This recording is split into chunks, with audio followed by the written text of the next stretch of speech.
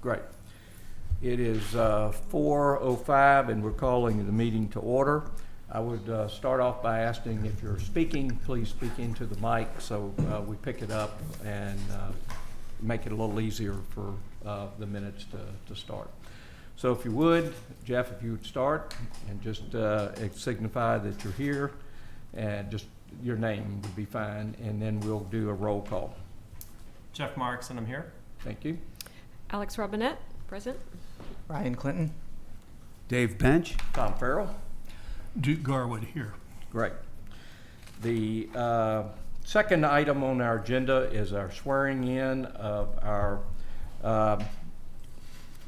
Comprehensive Residential Code Review Committee, or RC3, which will make it a little easier for us to keep up with this.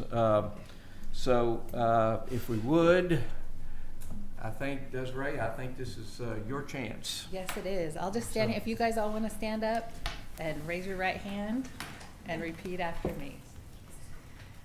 So I state your name.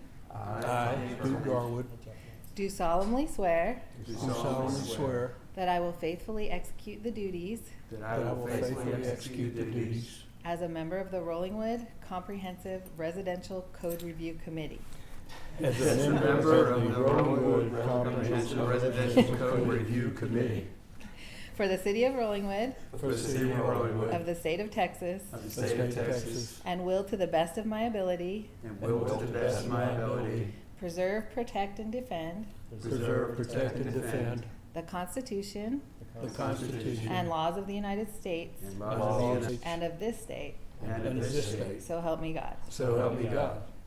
Thank you. Thank Congratulations. you. And I'll need you each to sign this after the meeting, so. Thank you.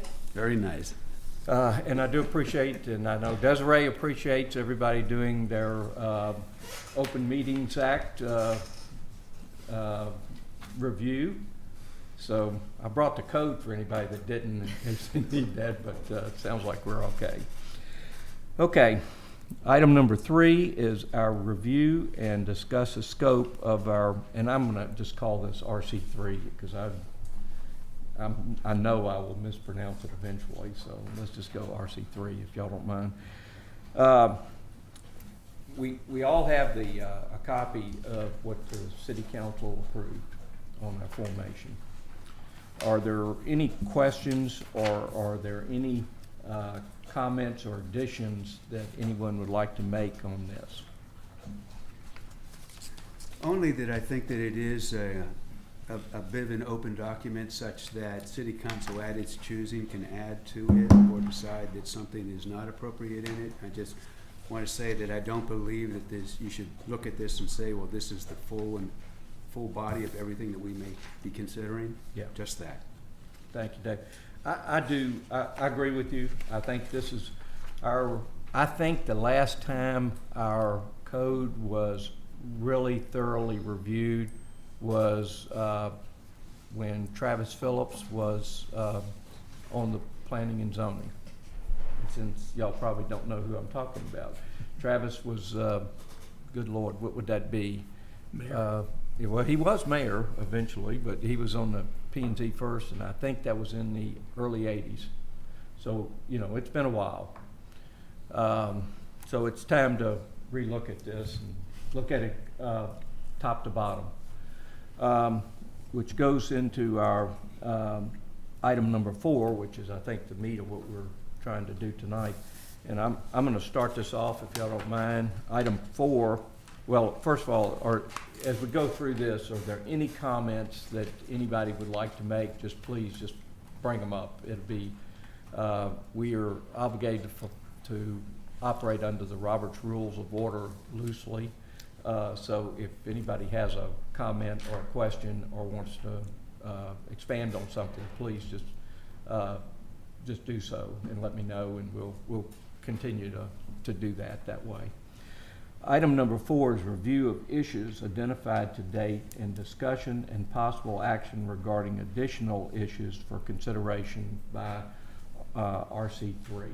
Dave, I think this kind of opens it up for us, which is one of the reasons that I wanted to put that in there. let me start this off a little bit, the discussion with this. In looking at what we have to look at on this, a lot of our issues have come up in regard to the different definitions between our code and the International Building Code.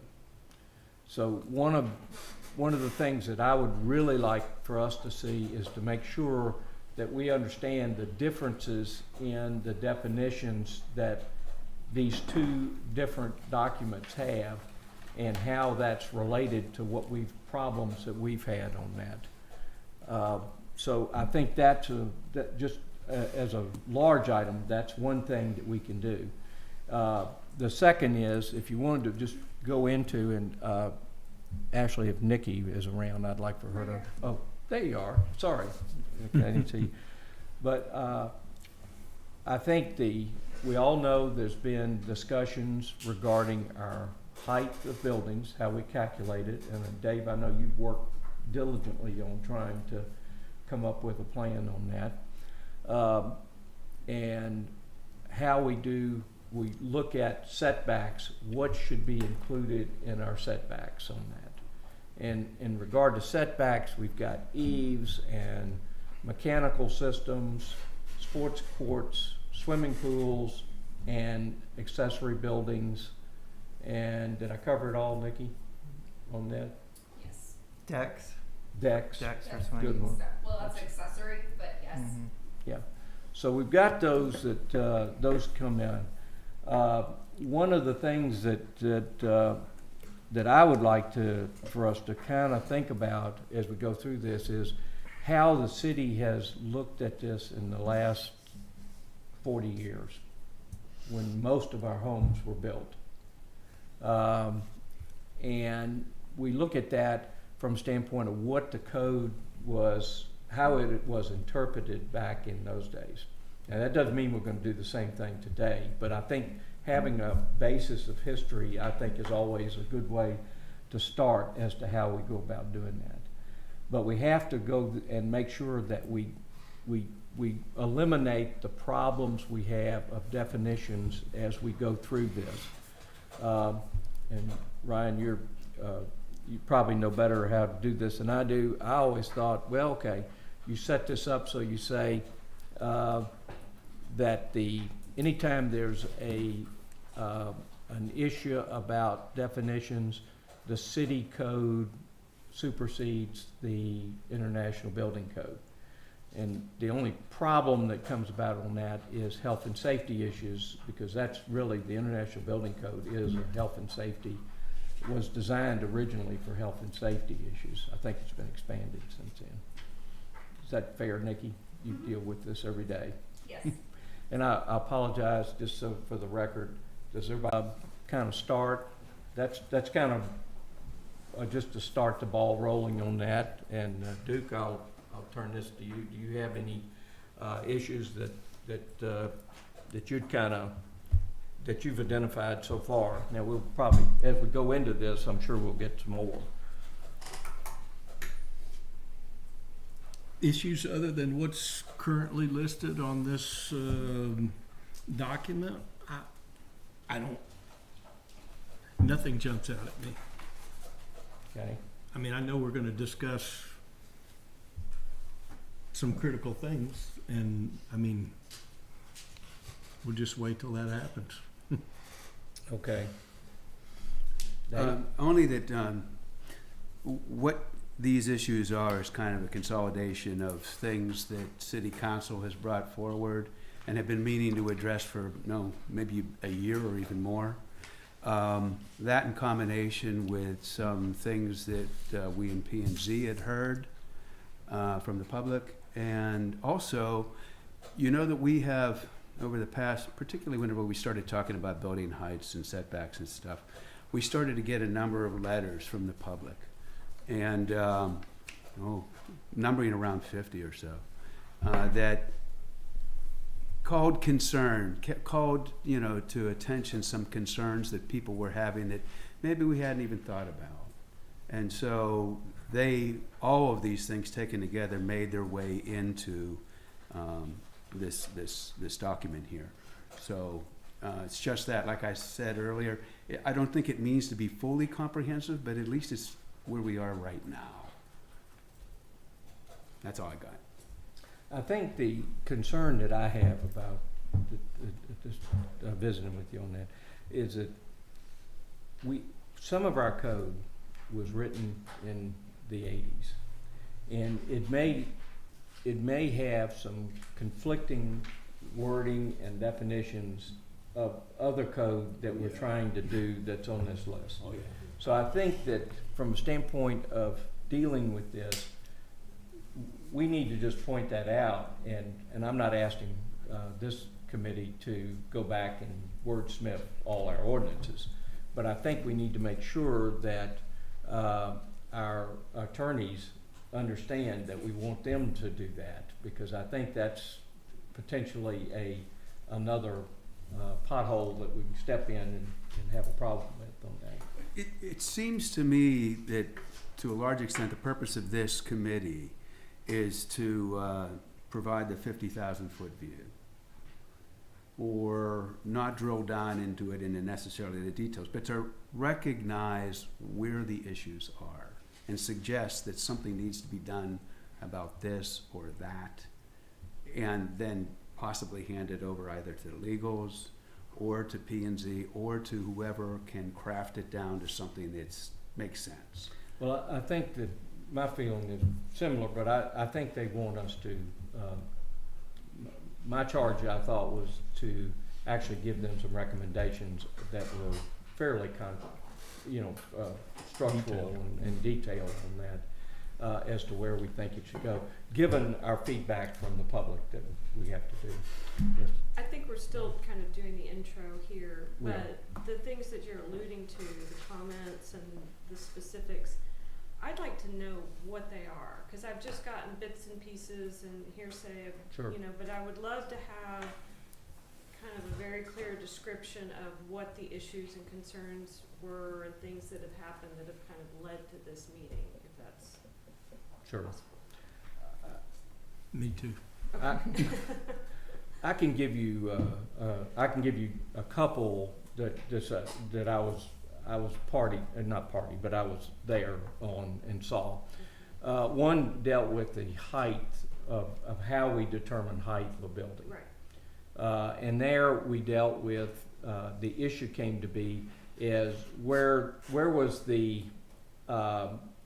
where did you start the measurement from on that?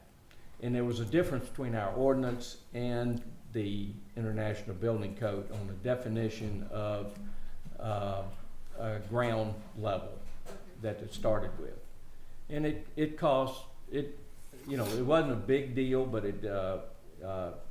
builder had to, ended up, rather than argue about it, he ended up taking 6 inches off of a building that had been framed and roofed, which is not inconsiderate of him to do that. I mean, I understand it cost him. And was the ground, the existing grade manipulated in the process of obtaining that height?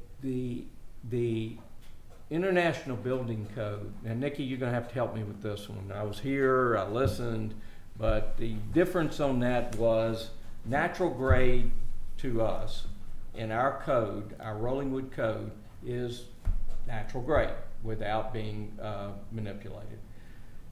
International Building Code was, they considered that to be finished grade. So if I wanted to pile 10 feet of dirt, that's where my height started on that.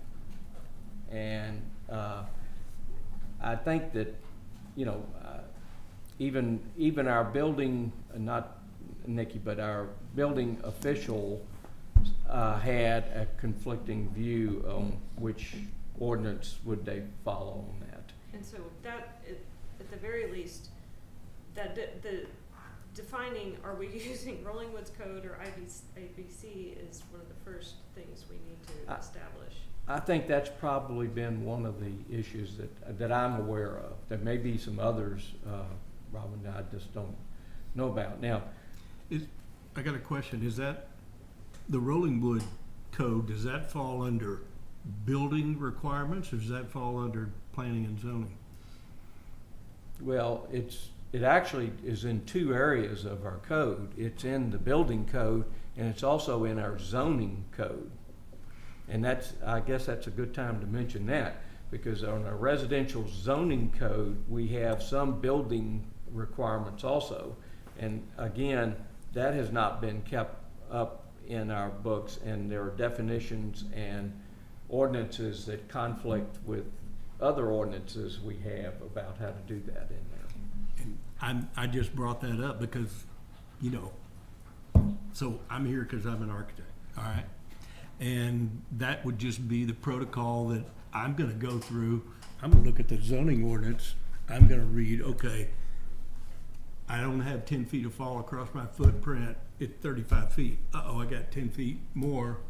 I got 45 feet. Where do I measure from? Yeah. Said, done, over with. Well, the height, I will tell you, this is,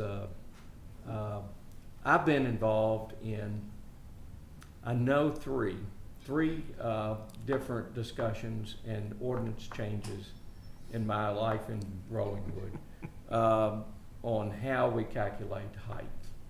And some of the people, I think the last one I was involved with, John Lindell, who was an extraordinarily fair guy, came up with a deal that ostensibly was going to be fair to our property owners, builders, and our residents on that. And, you know, it's been changed since then. I wasn't involved in the one that's there now. But before that, there were two others that I was involved with where we kept changing how the height is. And we don't have, there's so many different types of properties in Rollingwood regarding the topography, and, you know, that we've tried over the years to ensure that we were fair to the property owners, and that we gave the opportunity for talented designers to utilize those lots appropriately, and be fair to the rest of our citizens too, from how their view and their corridor would look like on that. So, Dave, I think you did a lot of work on this. Would you, yeah, it might be useful to kind of get to the history of what's happened in the past 6 or 8 months, and how, and the creation of this committee. Sure. Yeah, okay. Well, first of all, I mean, look, if it's finished grade Yeah. and somebody's going by finished grade, that's a joke. Yeah, it's I mean, anything that you want it to creates be. all kinds of problems Right. because you can manipulate that to no end. And that would be, Does the code actually say finished grade, just the IBC, but not Rollingwood? No, ours, Nikki, help me, because I I think think it says on natural that grade. instant, It it says was natural grade. finished grade that they went with. So- And I didn't understand that had any logic to go by, but that's what our, So it was kind of confusing. What happened was our code, at least the way we interpret our code, is original native grade. And we actually are bringing in tonight's P&Z meeting, when they talk about that, the only amendment that's being proposed to the building height is to clarify the way that we're currently interpreting that as the original grade. We have adopted the International Building Code, but then we have made an amendment to it in the building height, and that section mirrors what's in our zoning code currently. So when we change one, we'll need to change the other to make sure that they jive. I think it was kind of confusing because when we sent the engineers and the surveyors out to do a survey on the home, they resurveyed those data points.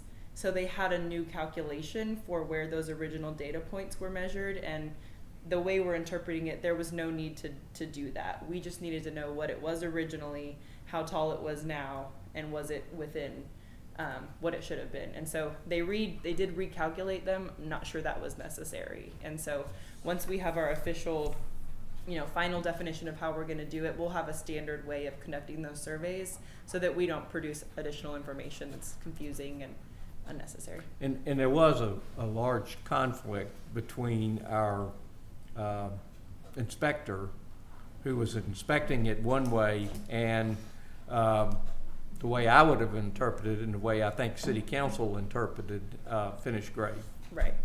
on that. All the more reason to add clarity to, You to know, that was section. one of the things that I think was out there. And I think I am correct in that there is 3 documents that we have to make sure that they're not in conflict. The building code, the international building code, and the zoning code. Because I think the zoning code has some areas in there also. Right, and so what we can do though, and what we have done is we've adopted local amendments to those international codes. Right. And so those are in the same place in our building code, and then we do have the zoning code separate. Yeah. So you're right, 3.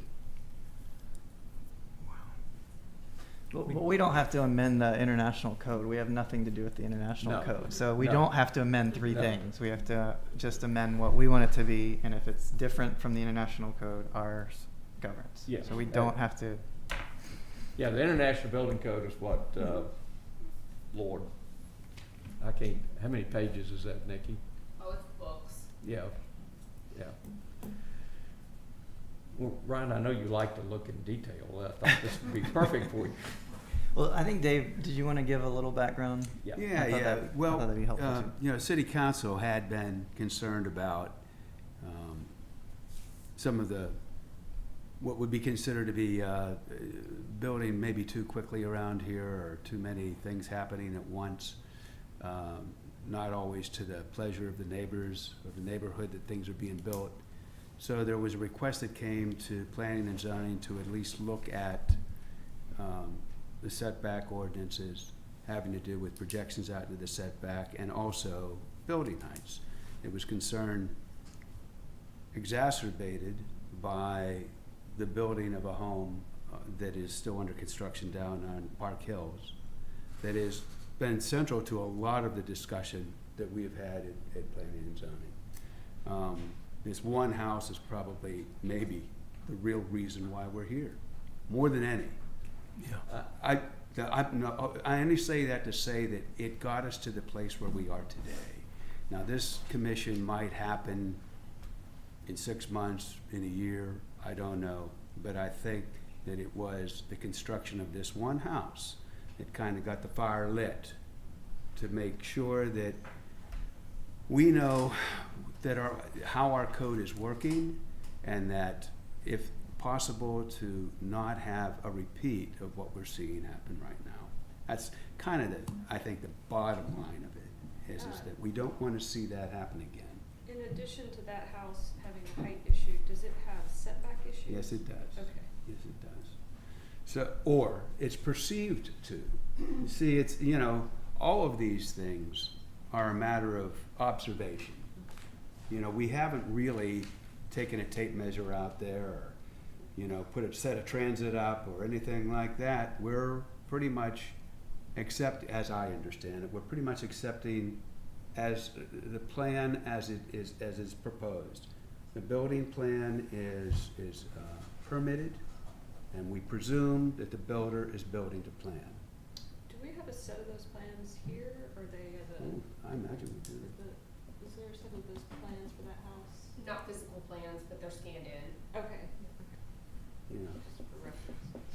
Anyway, it's because of this particular place that I think it got things going. So we started talking about setbacks, particularly around projections.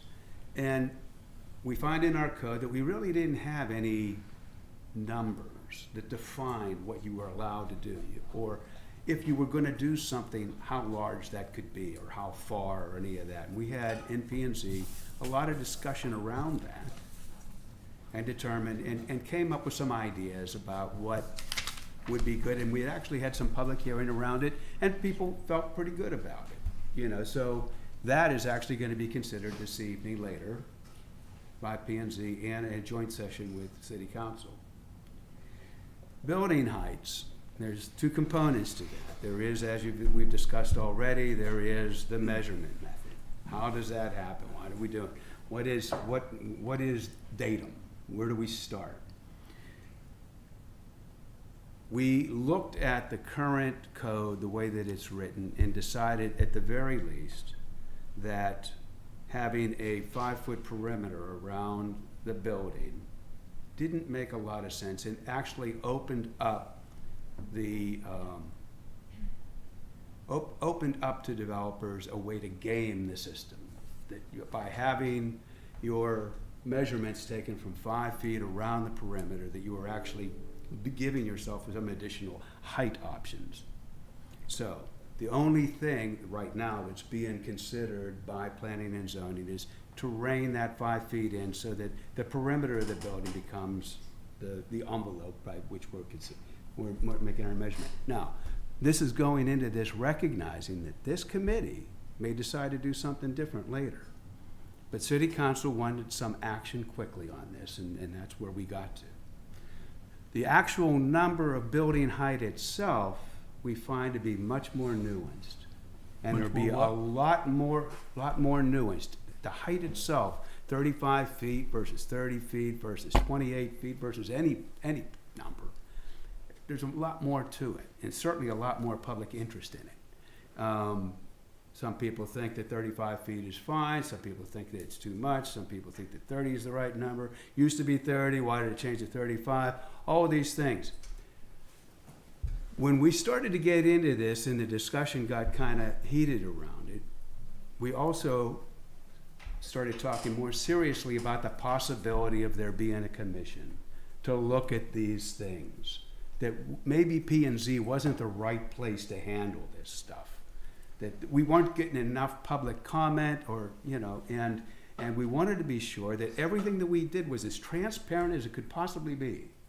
And that it shouldn't be just a P&Z or necessarily a city council decision or anything. We want that input, to be solid and well recorded, well staged. So we decided as P&Z that we wouldn't touch the height, the actual height number. We'd wait for this commission to come around and then hand it over that way. And we thought, well, maybe that's a good idea for a number of things. So this commission, to a large extent, is going to be guiding what P&Z is going to be considering in the future. Okay? Then that's really kind of the history of it. I think personally that this is the right way to go. Look at the audience we got here. Everybody's here. So any questions about our history or actually? I've got 2 comments. If I might. Okay. And councilperson Brooke. Brooke Brown, I'm a member of the City Council. I came on board to the City Council a year ago, November of 2021. My background is as a lawyer doing regulatory practice, mainly with public utilities, but other agencies and governmental entities as well. And so, given my background, when these issues began to arise about what's our building height from residents in the neighborhood, what's the building height requirement? It used to be 35 feet. What about setbacks? Can they do this? So I went to the code and began to look at the code, and what we have in our current residential zoning code is a height provision that says no part of any structure or building shall exceed 35 feet in height. Pretty simple, pretty plain. If you built your house before the mid-2000 era, then that was a pretty hard and fast rule. In 2005, 345, the international building codes were adopted, which governed electrical and mechanical and those sorts of things, and imposed on city regulation by state law for those types of, electrical compliance and wiring and, fire safety and materials. And those codes had a defined term, building height, residential.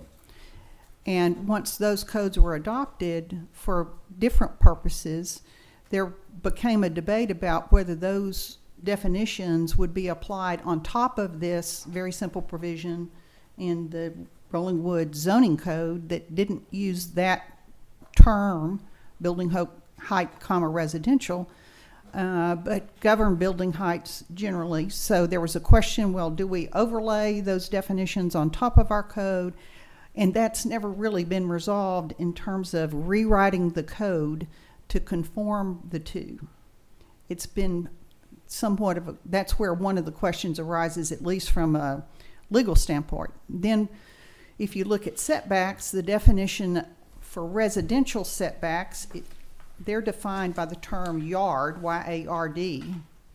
That term says the following dimensions shall apply to yards, and there's then 3 subparagraphs: the side yard, the front yard, and the rear yard. But the definition of yard at the outset says the yard shall be as defined below, comma, except for permitted projections such as. And so any sort of thing that could be a permitted projection is accepted out of yard at the onset, which really isn't the way most codes are written.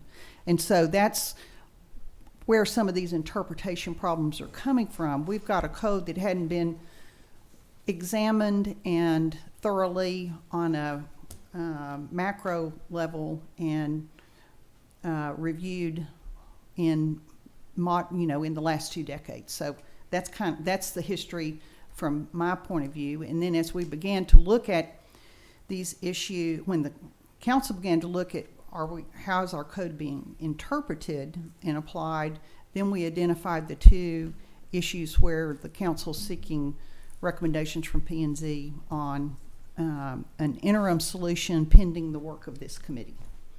Y'all probably all know that under current state law, the code in effect at the time a permit application is filed governs the building of that building from the time of application. And so if this committee is going to have time to do comprehensive work, then the question is, do we need to take on these 2 interim issues subject to further refinement and definition and development? So that's my view. And also, as a resource, we now have that computer on which, if you call Nikki or send her an email and say, I'd like to look at the building permits for these properties, she can put it on the computer and you can come look at it here. So Great. y'all should know about that resource. Thank you, Council. And happy to answer any questions. Are there any questions? Only one comment. Gee, I wasn't smart enough to figure out how to game all those codes. I just went by the zoning ordinance and went, okay. Whew. Dave, do you have anything else that you'd like to add to No, this I- list that we're going to be looking at? Not yet. And it is expansive, so we'll go from there. Ryan? Yeah, I wanna add a little bit, at least as my perspective on how we got to where we are. And the first is the step we did now. I don't know how long it's been, 1.5, 2 years ago. Feels Tom? like that way. At least a couple of years ago, Tom, Councilmember Brown, and several others, Jeff was one of our volunteers, were asked by the previous city council to do a comprehensive look at the kind of future vision of our city.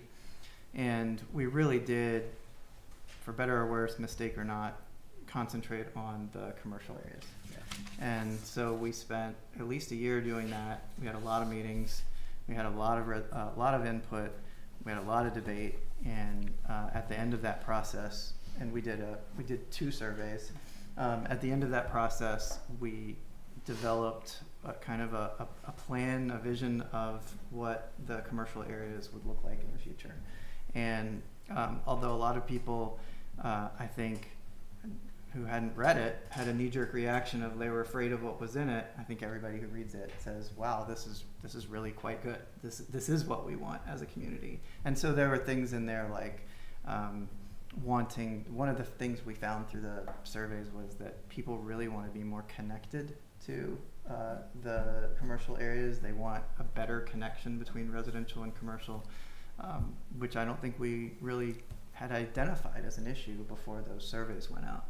And so I think the survey, while it needs to be targeted towards the things we know, it needs to be open enough and flexible enough to gather things like that. So just as an example of among the things that we recommended was that we have a separated walking or bike path on Edgegrove to get people safely to the commercial areas, and we've recommended a walkway on the back of the businesses on the north side of the on the north side of Bee Caves, on the south side of the creek, where we would have a pathway that the city.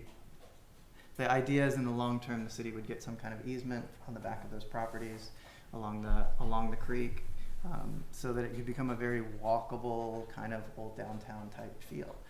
And I think it was a great process. There was a lot of debate.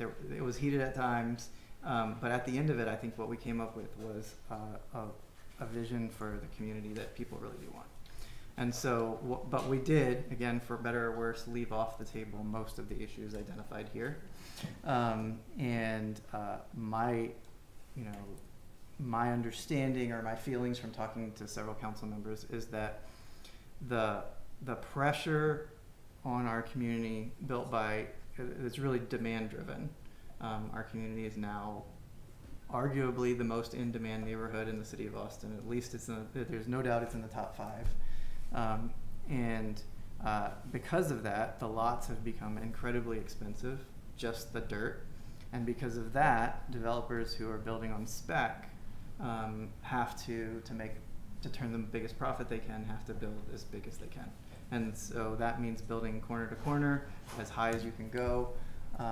Again, I don't think that we're seeing these problems with people who are building their own house to live here, but I think we are seeing the problem with people who are building spec houses, because again, they're not trying to live in these houses, they're trying to build a profit as best they can. And my impression from just talking to people and talking to council members was that there are a couple, one that you identified, that people are kind of shocked by. That there's this feeling that, wow, they're imposing a negative consequence on the neighbors around them. That we have gotten beyond big, that it is now so big that it's simply too big for the neighborhood. And a lot of that is difficult to quantify. What is too big? What makes it too big? Is it the slope that's the issue? Because some of these are elevated because there's slopes going up from the road to the back. Some of them are sloped side to side, so is it the imposition of the side slope so that it looks bigger on one side than the other? And I have ridden around the neighborhood with a council member just to get a feeling of what is it that people are worried about? What is it? And I do think that it's unfortunately hard to quantify. It's one of those, you know it when you see it, but that's useless for a building code. You actually have to be able to try to quantify what it is. So my view and my hope for this committee is that we can do something like what we did for the commercial, that we can seek as much input as possible, seek as much community participation as possible, because I think at the end of the day, whatever the result is, and I don't personally have as many feelings about what the end result should be as I did in the commercial area, because I was directly affected by it. But whatever the end result of this committee will be, I think the more participation that we have, the more public opportunities that we have, the more we go, almost force people to look at these issues and tell us what it is that they want and what kind of vision that they want, the better buy-in we'll have at the end of the process. Because I do think we have community buy-in at the end of a very difficult and arduous commercial area plan. But my hope is that we'll have that same buy-in now. And we're never going to get everybody's agreement, but if we can get consensus, large-scale community consensus, that to me will be a success for this. Well, even after the process of the commercial corridor that you looked at, what authority does Rollingwood have to do for any of that? All somebody has to do is come in and buy up those pieces of property and do whatever they want. Does does Rollingwood have any authority over what they do? Definitely. So, Okay. yeah, there are things that, that affect what they can do Zoning. now, setbacks, impervious cover. Okay. There's the problem that almost all of those lots have a creek behind them, which is almost unbuildable. Mhm. And so, yeah, I do think there are things that, as a community, so one of the things we did, because we want to encourage building away from the residents and closer to the street, Yeah. was eliminate a 1970s era setback. We Yeah. proposed eliminating a 1970s era car-driven, commercial area, which is, you put the giant parking lot in the front and you put the building in the far as back Yeah. as possible. And so, yeah, I think you do play with the rules, and if you can play with the rules, hopefully you can get, So those rules have been changed? Well, Not yet. They're in the process. Gotcha. Yeah. One of the big things that came about of this is there are incentives for you as a property owner to do certain things that we recommend in our deal, like allowing you more impervious cover, and that sort of thing that would allow you to maximize your building if you do it and follow the rules on that. They're very we hope that they are sufficient incentives to encourage that type of development on that. But that's the way I think the cities can do it. They can certainly put some restrictions on it. That's not been a really good way to get development started. One of our goals was we would like to have more not only sales tax for the city, but services for our citizens. And you can't get that if you put, the more rules you put, the harder that gets to get. But if you have incentives that allow you to get, to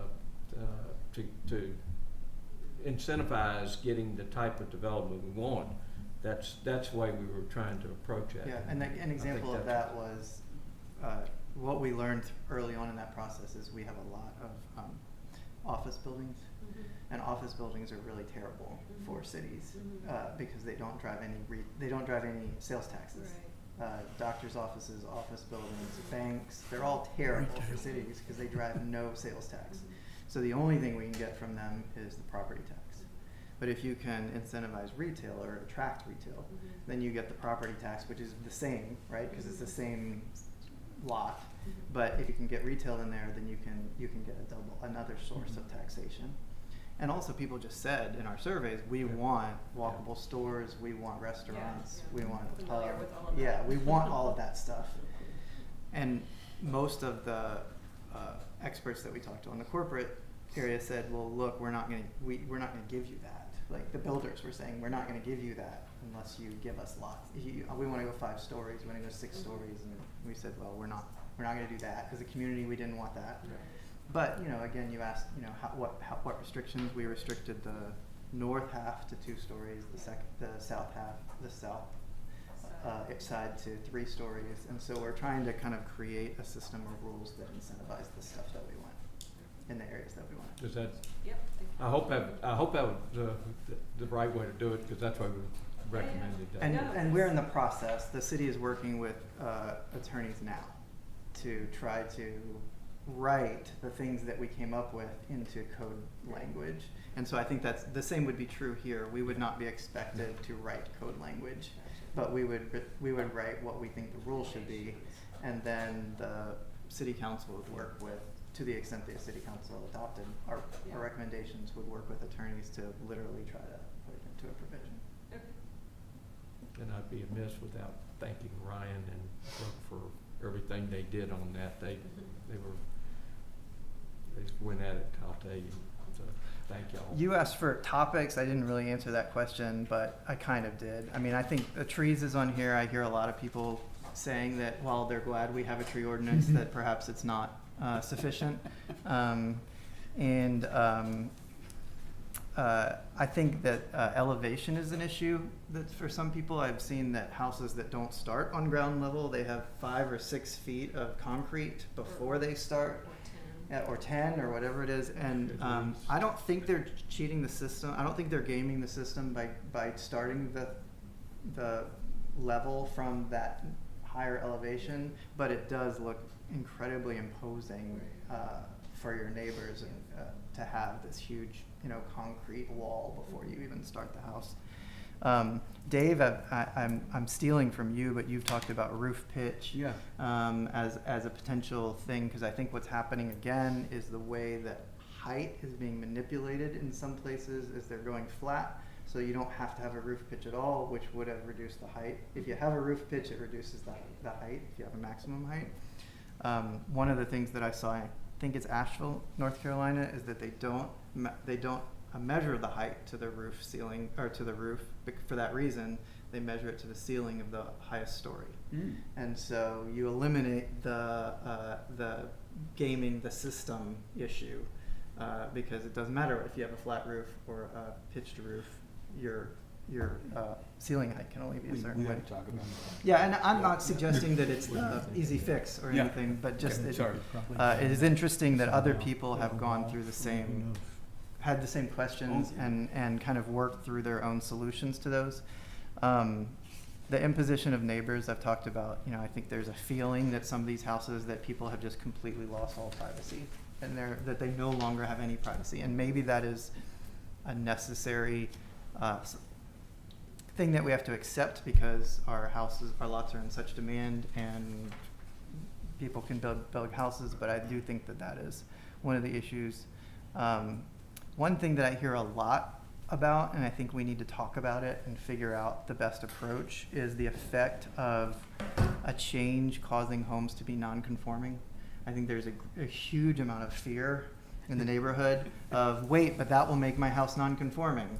And then I'm gonna have to tear it down if I have to replace the roof. I think there's this huge amount of fear of what it means if we have a rule and then an existing home no longer conforms to it.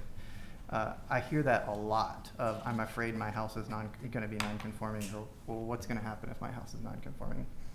And then the current height restriction, as I read it, is internally self-conflicting because it says the greater of two heights, but each of those heights has a clause next to it that determines the circumstance when that height is the height, and it can't be both. It can't be the greater of both, and it's A height in this circumstance, it's B height in this other circumstance that's different from the circumstance. So I do think we have to fix that also, but those are the things that I wrote down. Thank you, Ryan. That's great. It's Alex. I'm sorry, I knew that. I'm just, I don't have anything additional on this list. I have lots of things to say about all of the things on the list. So, yeah, I'll just, as we go through them, anything Great. else to add? I think that was comprehensive. I don't have anything to add. Very good, yeah. I think you'll find that as you go through this committee. I do want to say one thing, and I'm glad you're bringing up this business about nonconformance. It does seem to be a general fear among the public. And one of the things that we put into this document here is public education of the ordinances, because I don't think that there's a good understanding of what nonconformance either is or what it will do to so-called property values, which seems to be the big issue. Don't do this, you're gonna affect my property values. And is it really an issue of non-conforming, or is it just a way of preventing change? I think that there's a sincere belief that there is, that changing, that making my home non-conforming will reduce my property value. Okay? Now, But you could argue the other side of that as well. oh heck, you can argue say, about well, all. I got the bigger house. Well, in fact, I got in away with fact, murder. Got it. in fact, Councilwoman Brooke and I had met with a couple of representatives from the Austin Board of Realtors yesterday. It was really they asked for the meeting, but they want to discuss what's going on here with regard to zoning changes and things, if there are any.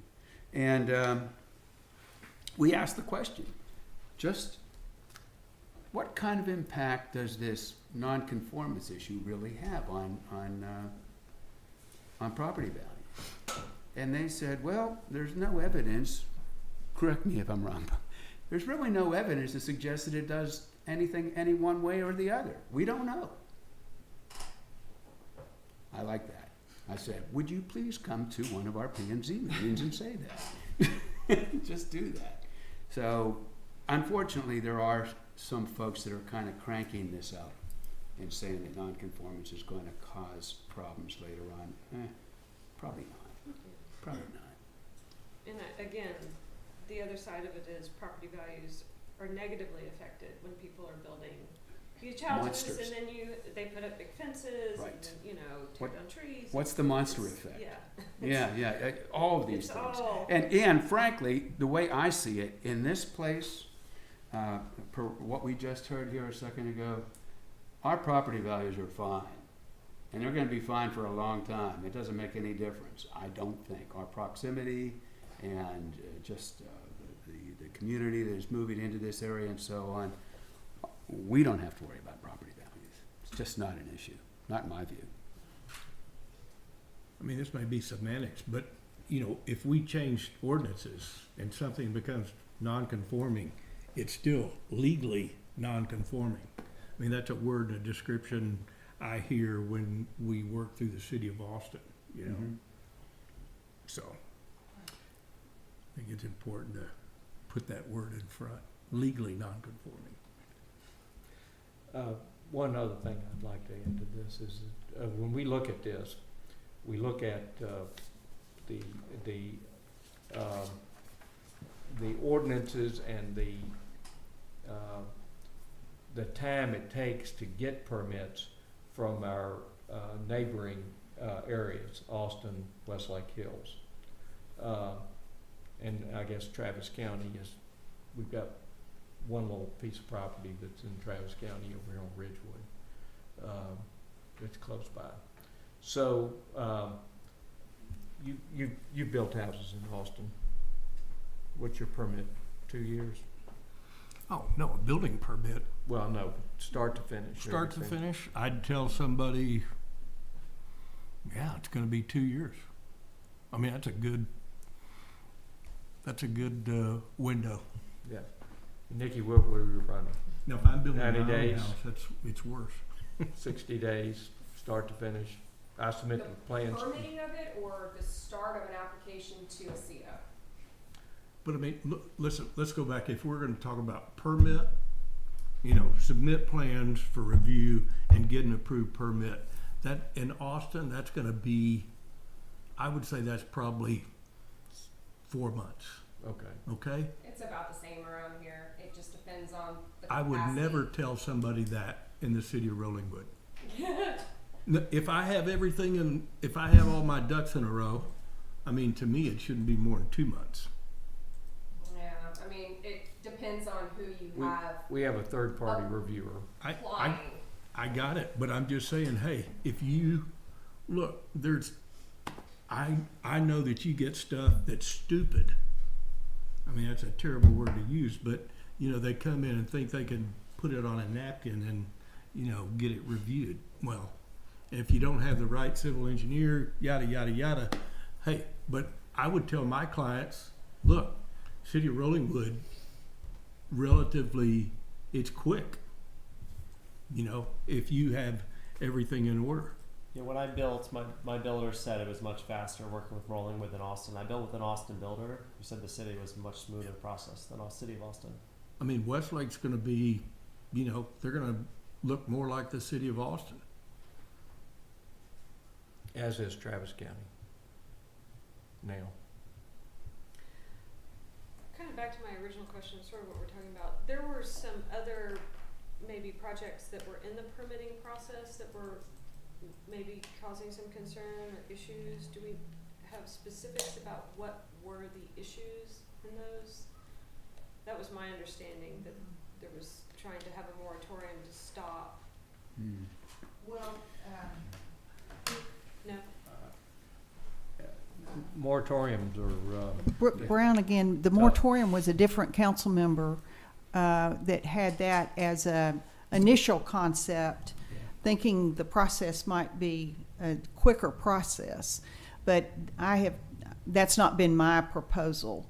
And as we've looked at it, there, you know, especially on the residential side, it can cause a lot of problems with Well, my homeowners who are in the planning process. My question isn't about the moratorium itself, but was there something specific to those plans that was an issue? Not to specific permits, but it was the notion that we have a lot of building going on in the residential area, a lot of turnovers happening, and can we make some immediate changes like the undefined projections in setbacks? Can we define that or do so in an interim way?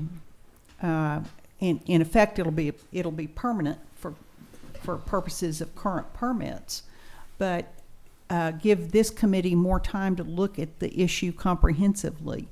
The concern was, you know, if we've got 25 building permits going now and all of them can take advantage of the current status of our code, is the horse out of the barn before we ever get started with this committee. So that's why we then looked at the council level, whether there were, and with our engineering firms, whether there were things we could do quickly that would curb some of the problems. And those problems have been the height problem and the setback problem. So that's how that came about.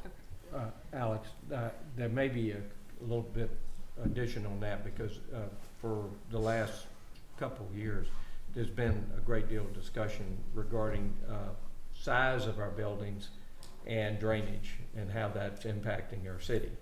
And especially when we were looking at doing a bond issue for our drainage, they had a lot of discussions in regard to how that was coming up. I think we have impervious cover on our list, but that's generally the same thing that we had. And we've got, I think, the discussion of drainage issues has been around since I would say at least it's been around forever in Rollingwood, but it's been pressed for the last 10 years maybe by some of our council members on that. Yeah, I'd say that started with the sewer. It could have started with the sewer. Yeah. On that. We had one more comment. Yeah. We had a fairly detailed drainage review done. I want to say it was 2016. It was, and the bottom line from that report was yes, there are drainage problems. Here's where the drainage problems are. Here's the volume of water you have currently, but we can't design a fix to it till we know how much water there will be. Yeah. And for that to be addressed, you've got to tell us either you're not going to have an impervious cover requirement, or you are, and here's what it is, or this is what you're going to do in terms of house size. So we're kind of waiting, in a sense, to get the sense of this committee and the sense of the community to also address drainage, because you really can't, an engineer can't design it till he or she knows how much water is going to flow. And So- I think, going back to your issue about when we put the sewer in, we actually had, the city of Rollingwood had a free study done by a young lady that was going through her degree program over at the University of Texas, and they did a calculation of every house in Rollingwood, what the impervious cover calculation was. That was done in 1998, 99, 2000. We can't find it, but we're still looking for Maryland to try to track that down. Marilyn Soshawa did it. You remember Marilyn, maybe, lived in Hadley. But anyway, that would be, The only thing I can recall on that study, there were 2 houses in Rollingwood that had an impervious cover calculation greater than 33%.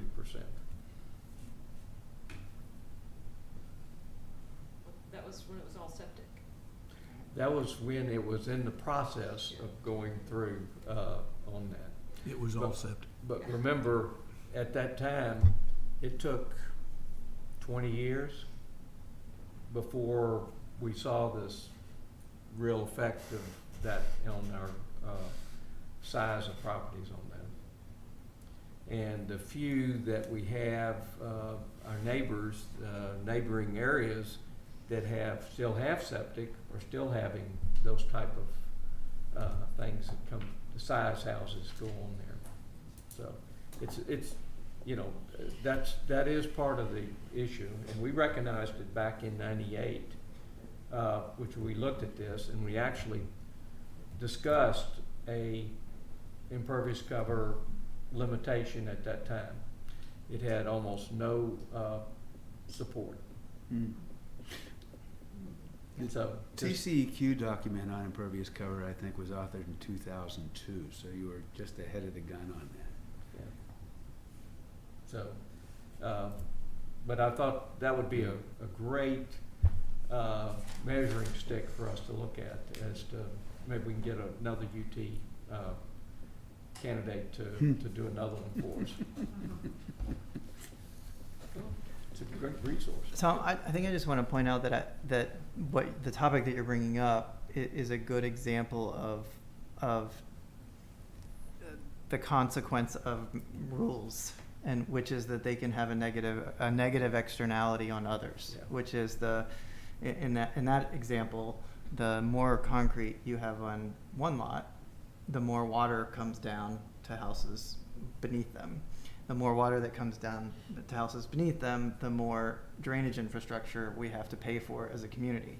So while some might complain, you're going to hurt my property value, there are also consequences both directly to adjacent neighbors of, you know, losing all of your privacy, for example, but there are also consequences that are spread out for the whole community, for example, paying for new drainage for the community. So anyway, I just think that's a good example of kind of the way that we have to we should think about as a group the consequence of the rules that we might propose. I have to tell you this, Ryan. We all start off as elected officials, and we want to do certain things. And the one thing I learned early on is there are negative consequences to almost every damn thing that we do. And I used to tell new council members, wait 6 months before you do this, because you don't know what, Right. we can't calculate all of the negative ramifications that might come up from this. That makes me think of another thing I would add to this list, but I don't know that it's necessarily for this list, but that is with regard to lighting.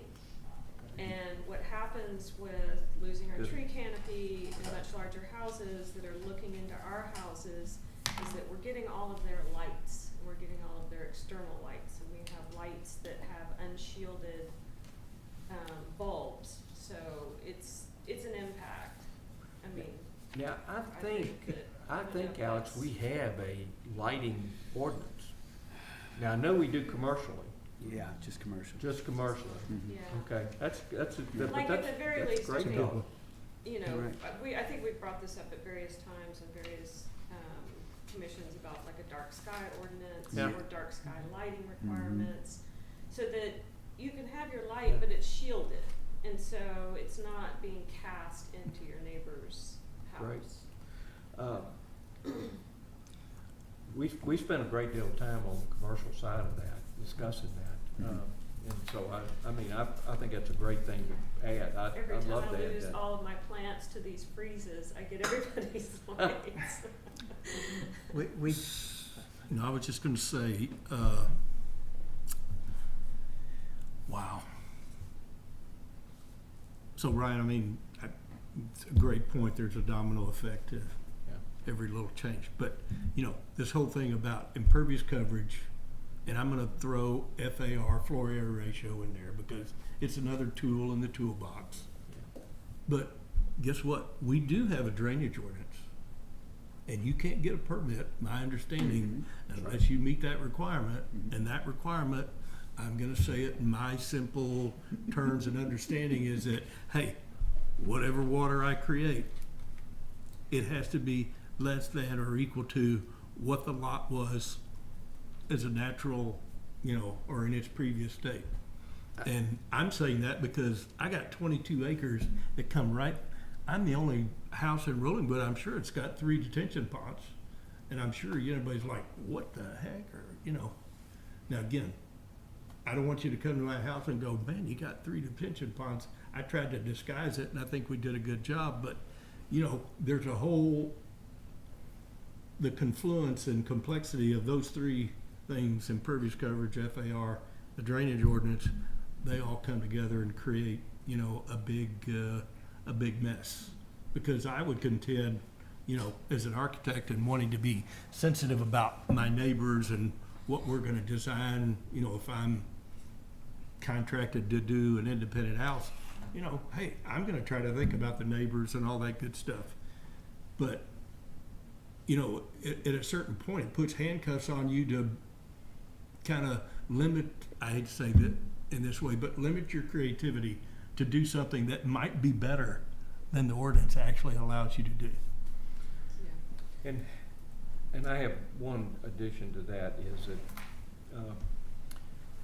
if you look at our Rollingwood budget, our contribution that we get from the construction side of that is basically, if we took that out of our budget, we're gonna have to fill that in another way on this. We're not allowed to make a profit out of construction fees, but we do have some, if you look at our budget, that's a pretty good number that comes out of there that we'd have to take out. So, I think, again, just adding on to this, I would hope we'd be very, follow Ryan and Duke's, just be thoughtful about the unforeseen consequences of our actions about picking some of this that we do. Sure. So we have 30 minutes left tonight. We have to vacate here at quarter till, because we're hot bunking tonight with our seats. So we have 2 more groups coming in at 6. So let's go ahead, if there's nothing else on item number 4. Item number 5 is discussion and possible action regarding RC3's procedures and how to expeditiously and with most citizen participation achieve the stated goals of the city council. Well, as anybody here that's tried to do this, bringing in our citizens has been tough to do. But I think that we needed to make a couple of efforts. One, we have some abilities to make sure that we put this in our water bill. We also have, if y'all know, we have citizen communication that we can have by the calling system. City is always reluctant to do that because people fuss that it's not a real emergency when they get the call. But we blame somebody. We'll blame Dave for this. Thank you. So we can do that to start. Unfortunately, we don't have a local newspaper that covers our deal. Community Impact does, and I will attempt to get them to put something in there on that. The last time when we did the comprehensive plan, I actually walked the city and put a notice on everybody's door, which if we have to, that's what I'll do again. It's not that big of a deal to do. So we can do that if we have to.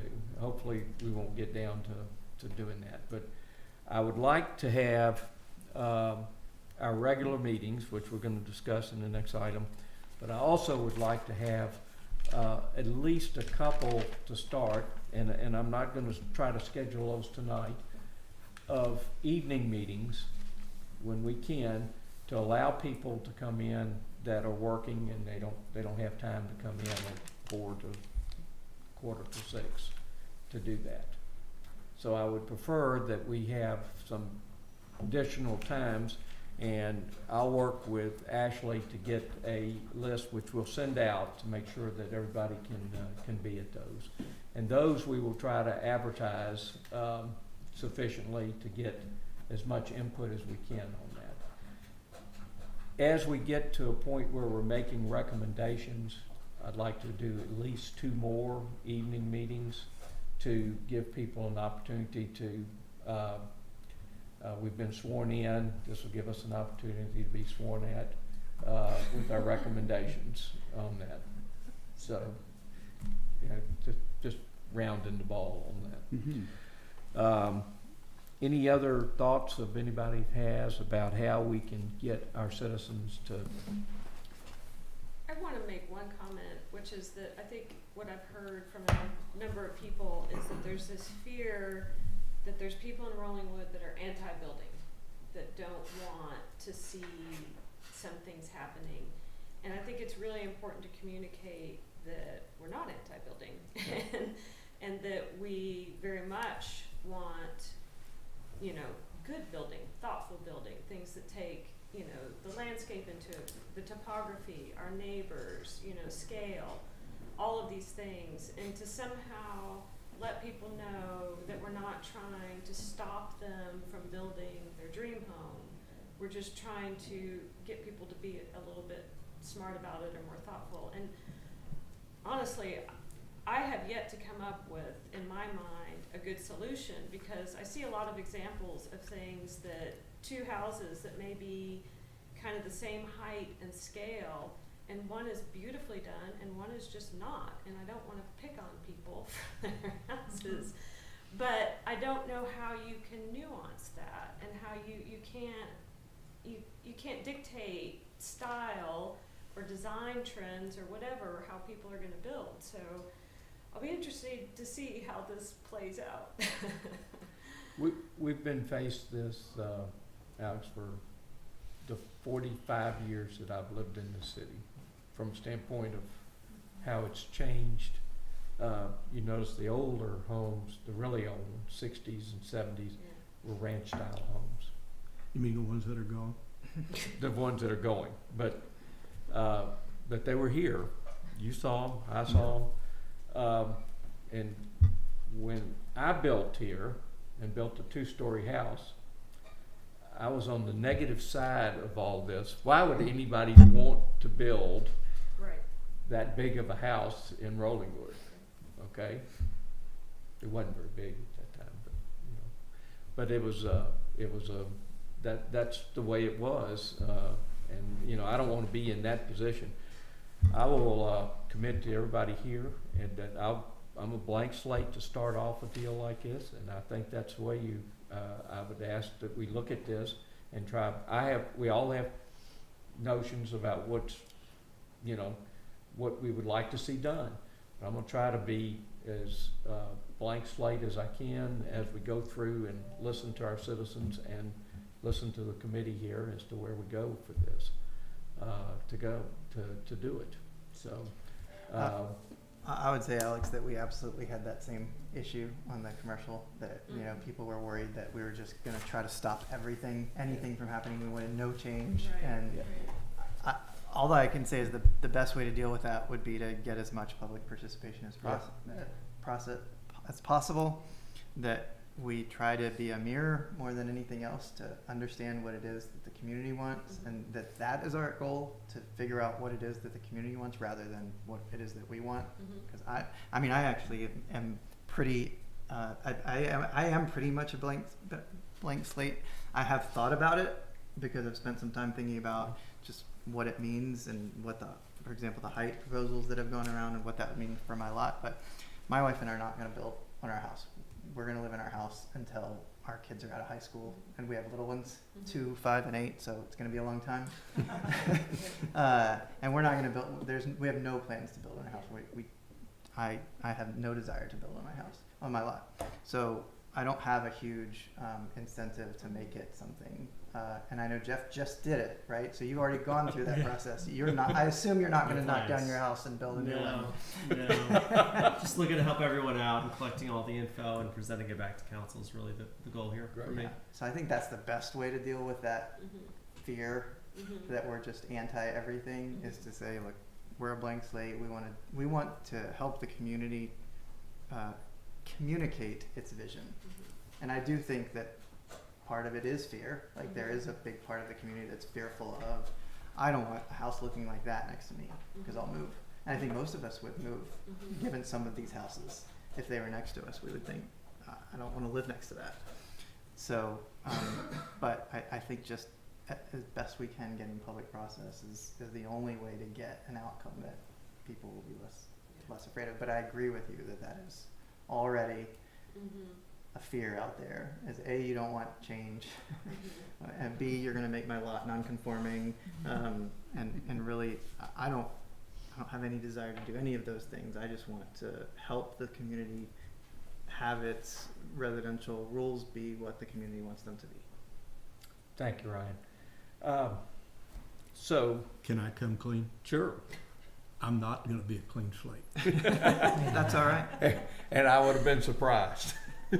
Well, I mean, But you have to live with this. I've been here too long. Yeah. I guess I'm old and crotchety, but, no, I mean, hey, so we talk about, Alex talks about, we want to have great design, et cetera. I mean, the city of Austin, their solution is a McMansion ordinance.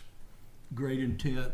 It's kind of it's kind of like a geometry puzzle, how you solve it. I mean, a citizen picks it up and goes, oh my gosh, I forgot all my geometry. I need an architect to help me. But,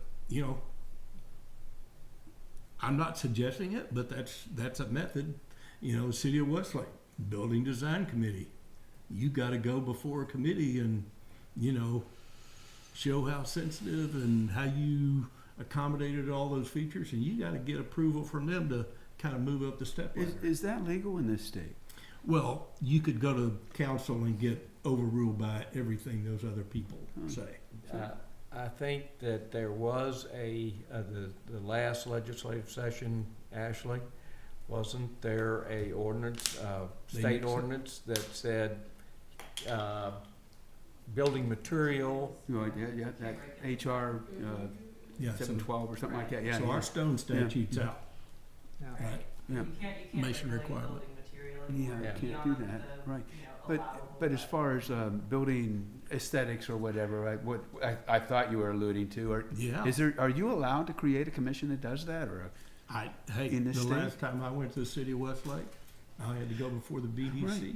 I'll be darned. Now, again, that was several years See, ago. I but- thought we were restricted because we don't have an HOA and we're not in that business. This is city government, and city government doesn't do those kinds The of whole things. point is you can't legislate good design, okay?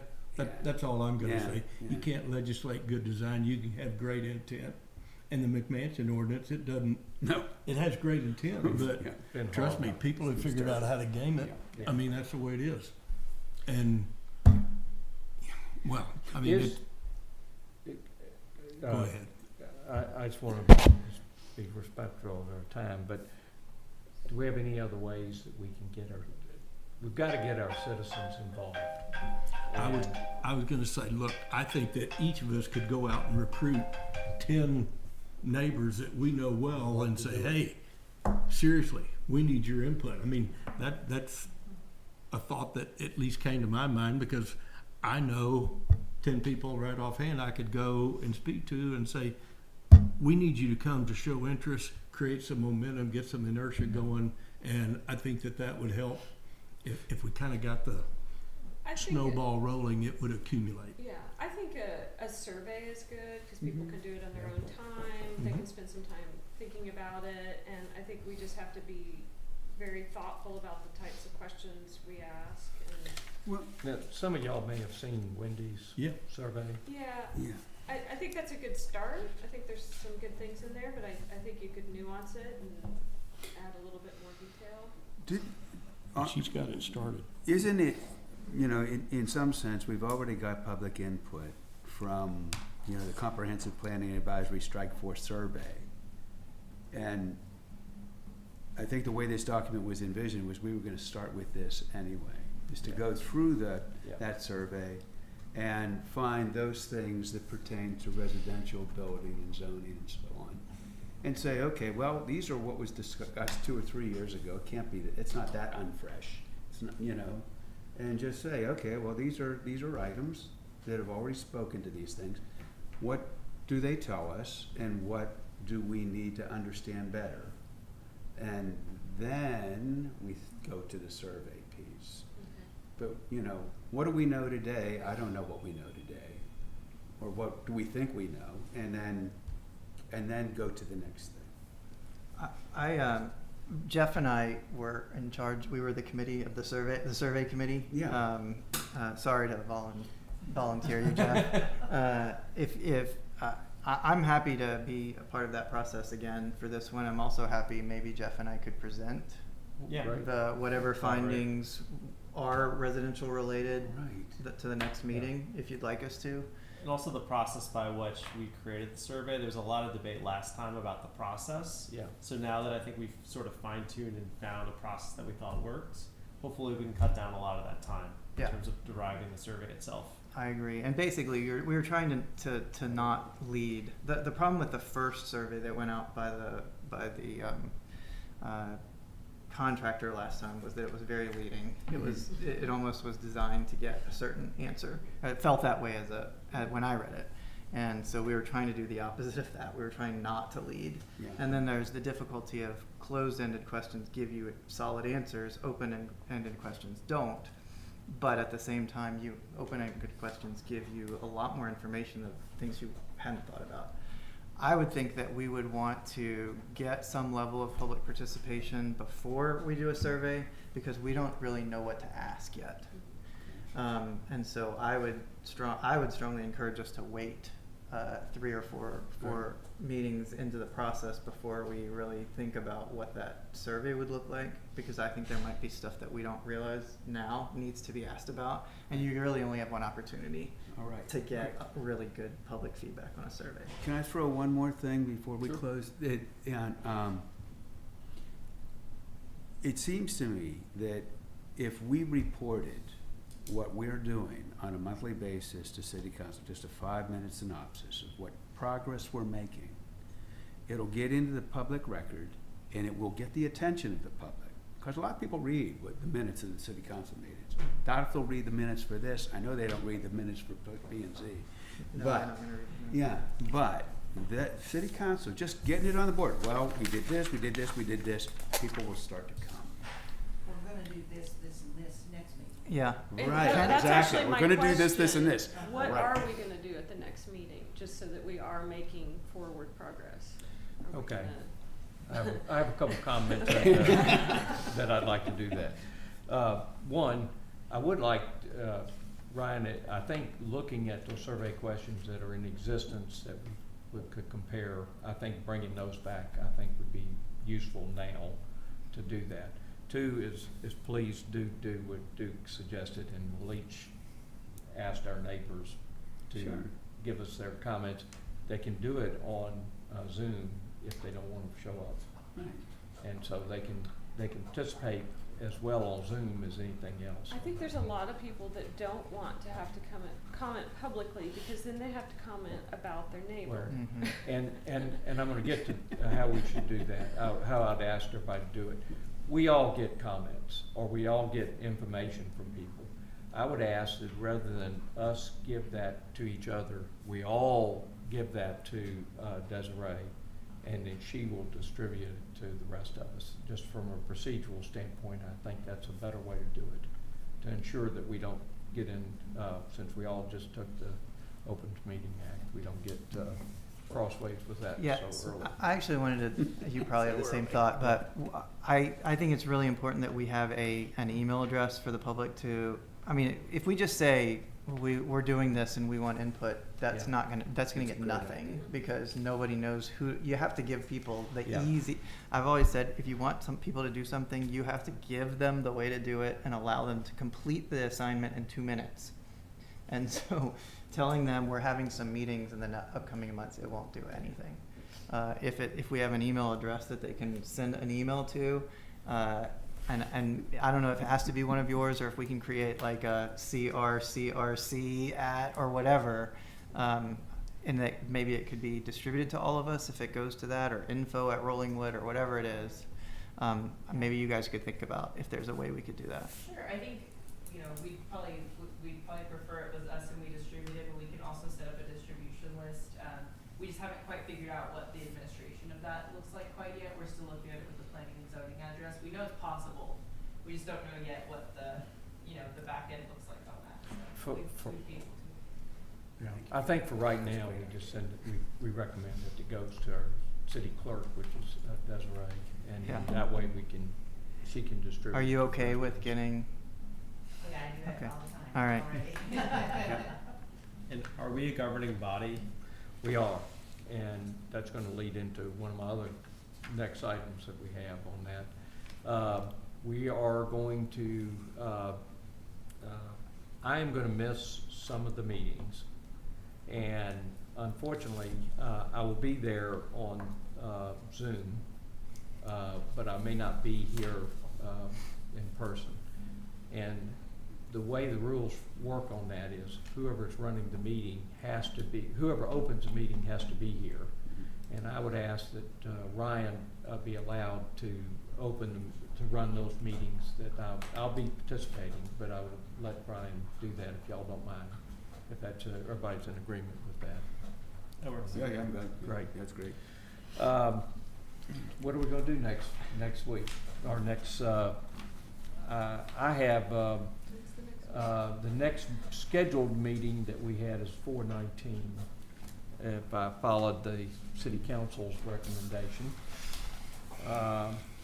And what I would like to do is look at breaking all of this down is kind of deal from the standpoint of us just looking at the data that we have. I think that's the first step, is we look at what our ordinances say that we can do on each of these items. And I'm gonna try to break these down into certain functions that we have, like setbacks and height and stuff. Dave, you've done a terrible amount of heights, so obviously.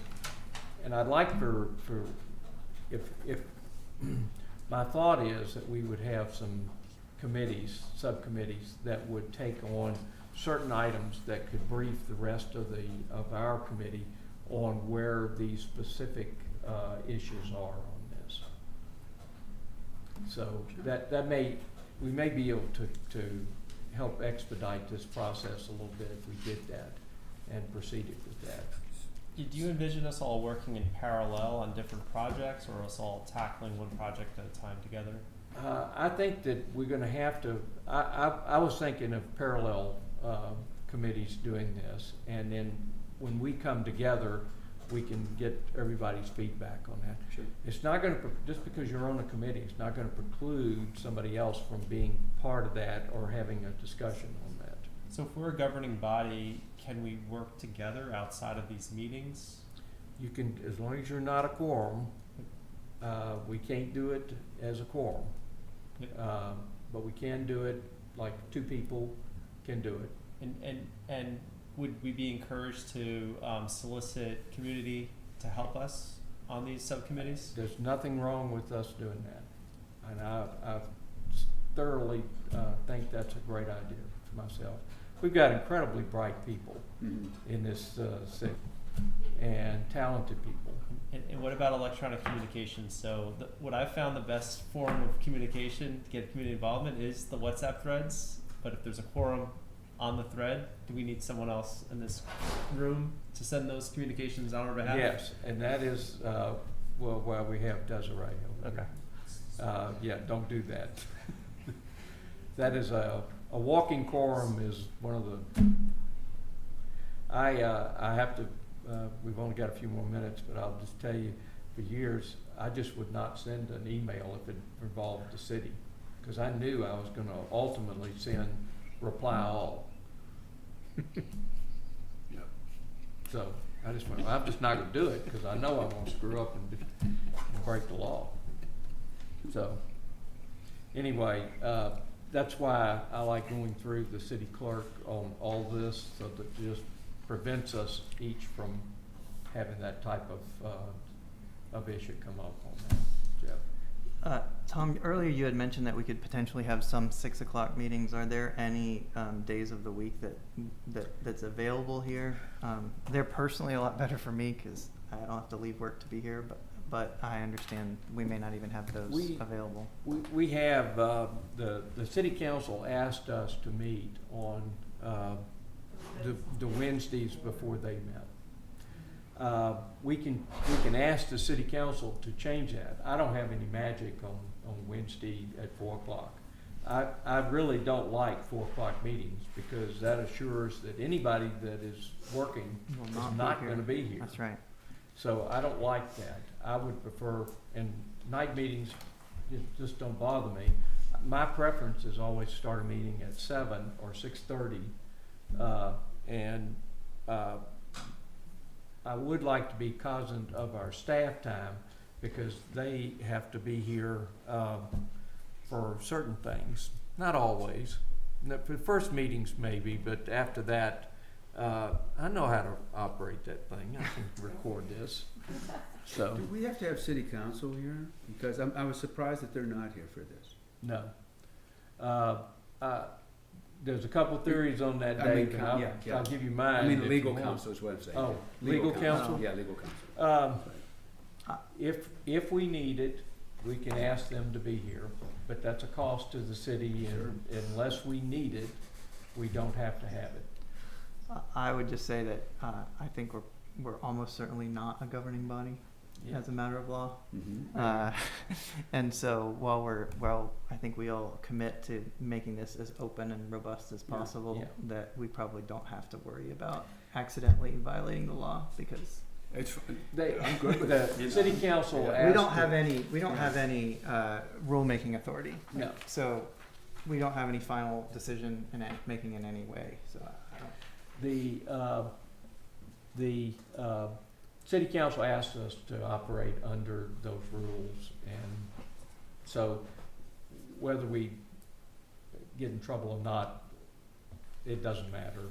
We'll try to operate under them, and the easy answer is just run it through Desiree, and then you don't have to worry about it. We don't, and that's a better communication system for everybody anyway. in my Well, opinion. I was also saying with respect to anything that we were worried about, some action that we took at the meeting, needing legal counsel for. Yeah. I don't think that we probably need legal No. counsel at the meeting, because I don't think that we can break the law. right. Because I don't think the law applies to us. So Alex, getting to your point of what are we gonna do next on the 19th? I hadn't forgot it. What I would like to do is, if each of us would look at these items that we discussed, that were listed, plus what we added tonight, and say, okay, I'd like to be on a committee that would take on this area of issues that we have. And it's gonna be more than one Mhm. on that, so that we can try to get at least 3 or 4 or 5 subcommittees that can start working and at least understanding what these issues are that come in on that. And we may have to read the ordinance, which we have copies of online, that we can provide for that. Should we be proposing how to group these issues into subcommittees first, and then agree on that, and then decide which ones? And to that's apply what for? since we haven't looked at that, I only have 3 minutes, I would suggest that we do that and be prepared on the next meeting to do that, and then set that forward on that. Okay. So a division of topics. Division An of assignment of topics. topics will be on the Yeah, next sure. agenda. This was kind of a get to know you anyway, It right? was. It It was a really is. start out. Yeah. Our next meeting, if we follow this, and Ryan, just to put that in perspective, I'm gonna ask the city council to consider after the 19th, because they can't do it until then, that they they not have a provision that puts us on a time schedule. We'll set our own schedule and do that, and then we'll address that also for scheduling our meetings next week. I'll be happy to carry that. Thank you. For what it's worth, there are two of us, at least I know, that have little ones at home, and I'd like to be able to put them to bed before. So starting at 7 is probably not great for me. Okay, we can start at 6. Yeah, and that's- I'm just that- I think throwing it that out there. I works. don't want to manage the Yeah. meetings, but No? I do like to put my kids to bed. Yeah. We're good with 6 o'clock. And we'll try to do this on the standpoint of making sure that we do it to where we're cognizant of our staff's time, and so y'all have a life too on that. Okay. Anything else that we have, want to add? Listen, I want to thank all of y'all for doing this. It's a great group. It is a great group. Okay. 4 o'clock on Thank the you. 19th. 4 o'clock on the 19th is what I have scheduled next, and we'll follow up with emails to confirm all that. Okay, do I have a motion to adjourn? Motion to adjourn. So moved. We Second. have a motion and a second. All those in favor? Aye. Aye. We are adjourned. Thank y'all.